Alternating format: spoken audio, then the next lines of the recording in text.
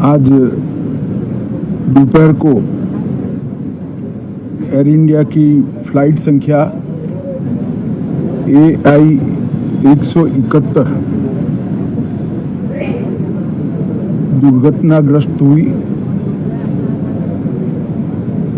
और कई पैसेंजर इसके अंदर हताहत होने की संभावनाएं हैं। इस घटना से पूरा देश क्षुब्ध है और पूरा देश एक साथ पूर्ण संवेदनाओं के साथ ये जो दुर्भाग्यपूर्ण हादसे में पैसेंजर हताहत हुए हैं, इनके परिजनों के साथ खड़ा है। सबसे पहले मैं भारत सरकार, गुजरात सरकार, भारत सरकार के प्रधानमंत्री जी और गुजरात सरकार की ओर से भी जो लोग हताहत हुए हैं, इनके परिजनों के प्रति गहरी संवेदना व्यक्त करता हूं। 10 ही मिनटों में हादसे के भारत सरकार के पास सूचना पहुंची। तुरंत ही मैंने मुख्यमंत्री जी, यहाँ के गृह मंत्री, होम डिपार्टमेंट के control room, civil aviation department, civil aviation मंत्री, सभी से संपर्क किया। प्रधानमंत्री जी का भी तुरंत ही फोन आ गया और भारत सरकार और गुजरात सरकार के सभी डिपार्टमेंट एक साथ होकर राहत और बचाव कार्य में लगे। इस विमान में कुल मिलाकर 230 यात्री देश के और विदेश के और 12 क्रू मेंबर सवार थे।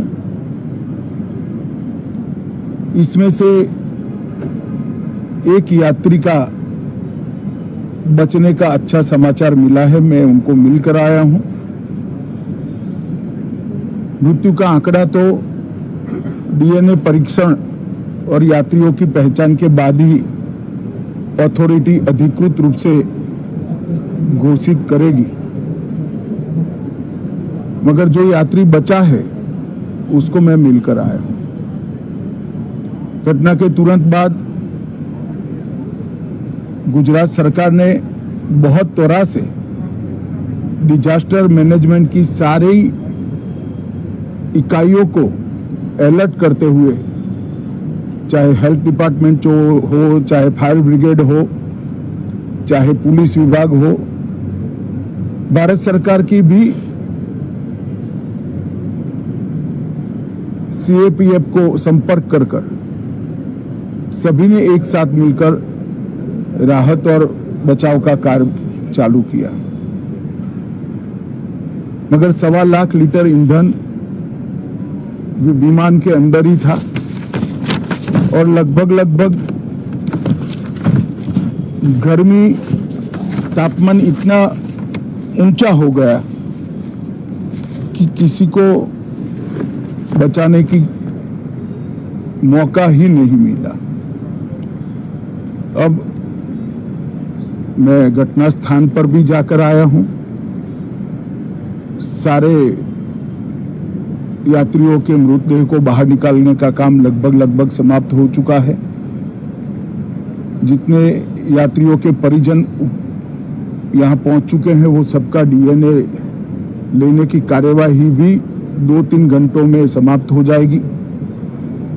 विदेश में जिनके परिजन हैं, उनको सूचना देने की कार्यवाही समाप्त हो चुकी है और जैसे ही पहुंचते हैं उनके भी DNA सैंपल लिए जाएंगे और मृतदेहों की पहचान के लिए जितने मृतदेह मिले हैं, इनके भी DNA सैंपल लेने की कार्यवाही समाप्त हो चुकी है।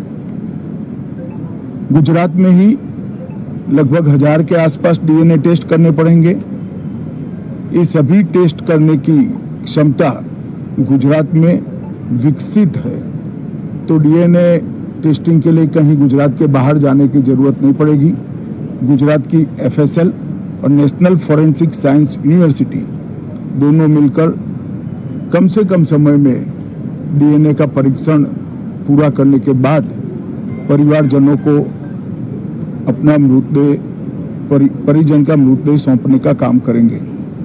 उनके रहने की सुविधा, उनकी सांत्वना की सुविधा, जिनको मेडिकल प्रॉब्लम ट्रॉमा के कारण हुए इनकी मेडिकल की सुविधा, ये सारी व्यवस्था बहुत सुचारू रूप से हो चुकी है। अभी रिव्यू मीटिंग में सारी व्यवस्थाओं को हम सब मंत्रियों ने साथ में मिलकर देखा है। एविएशन डिपार्टमेंट ने अपनी जांच शुरू कर दी है और जांच तेजी से आगे बढ़े, इसके लिए भी एविएशन मंत्री जी ने सूचनाएं दी है। मैं फिर से एक बार राहत काम में जिन जिन एजेंसियों ने त्वरा के साथ बचाव और राहत का काम किया, वो सभी का धन्यवाद करना चाहता हूं। और फिर से एक बार जिन्होंने अपने परिजनों को गंवाया है, हताहत हुए हैं, वो सभी को मनपूर्वक संवेदनाएं व्यक्त करता हूं। मैं एक बात जरूर कहना चाहता हूं कि ये एक्सीडेंट है, एक्सीडेंट को कोई रोक नहीं सकता, परंतु 365 दिन 24 घंटा इस तरह की घटना के लिए प्रशासन का जो अलर्टनेस है, उसकी कसौटी उसी वक्त होती है जब ऐसी घटनाएं होती है।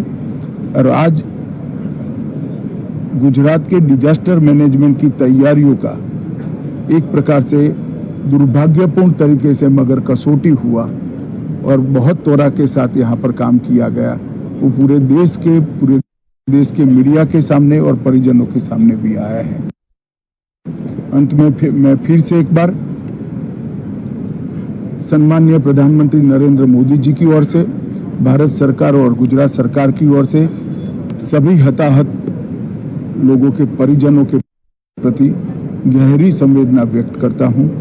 धन्यवाद।